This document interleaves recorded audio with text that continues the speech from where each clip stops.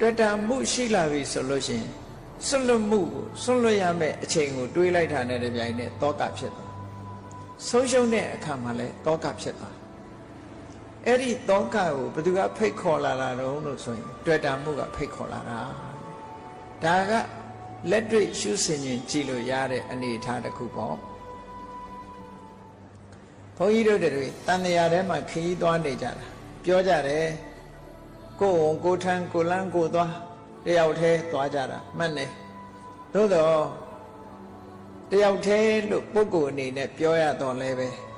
ဘာကနေရှေ့ဆောင်လမ်းပြနဲ့သွားလဲလို့ဆိုရင်တဏှာဆိုတဲ့ဘဝတဏှာလို့ခေါ်တဲ့ဘဝပေါ်မှာတွေ့တာမှုကခေါင်းဆောင်သွားသူလမ်းပြတဲ့နောက်လိုက်သွားကြနှစ်သက်မှုတွေ့တာမှုကိုအခြေပြုပြီးတော့ကံတရားတွေလုပ်ကြတယ်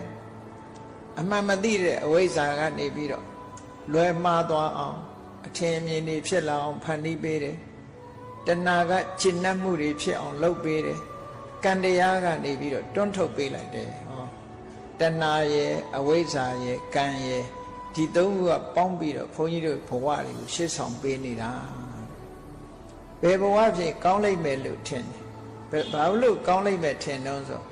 အဝိဇ္ဇာကနေပြီးကောင်းတယ်လို့မြင်အောင်လုပ်ပေးထားတာဆိုပါလို့ကုသိုလ်ကောင်းမှုလုပ်တဲ့အခါမှာကြည့်လူဘဝမှာပစ္စည်းဥစ္စာချမ်းသာတဲ့လူဖြစ်ရပါလို့ဤတို့နော်မတောင်းမတမကြောင်းမကြမိသားစုနဲ့ပျော်ပျော်ရွှင်ရွှင်နေရတဲ့ပုဂ္ဂိုလ်ဖြစ်ရပါလို့ဤစသဖြင့်ဆုတောင်းကြအေးနတ်ပြည်၌ဖြစ်ရပါလို့ဤနဲ့ဆုတောင်းကြ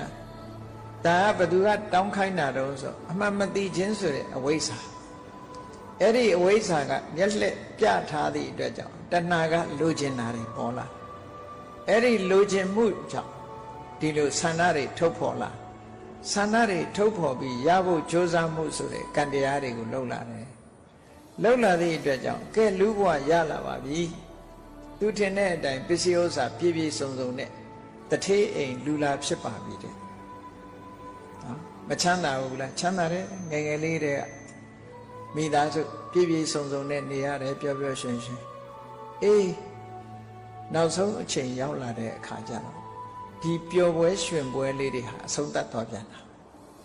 ဘာနဲ့ရင်ဆိုင်ရတော့ဆို